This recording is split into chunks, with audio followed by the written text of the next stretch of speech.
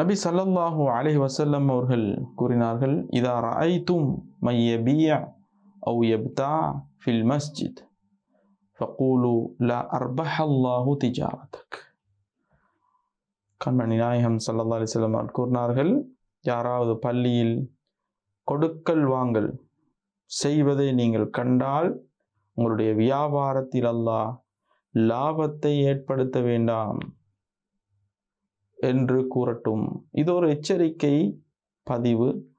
இது அதாவது ஒருவருக்கு சாதகம் இல்லாத ஒரு நிலை ஏற்படக்கூடிய பதிவாக இருந்து கொண்டிருக்கு. பள்ளி வாயல் என்பது வியாபாரத்துக்குரிய இடம் அல்ல. அது அவ்வாறாகிவிட்டால் அதுவே ஷைத்தானுக்கு மிகவும் விருப்பமானதாக அமைந்துவிடும். எனவே அது போன்ற நிலைமைகள் ஏற்படுவதை விட்டும் கண்ணியத்துக்குரிய இஸ்லாமிய உறவுகள், சகோதரர்கள், தோழர்கள் அதை தவிர்த்து வரக்கூடிய நிலையை நாங்கள் அதிகமாக காண்கின்றோம்.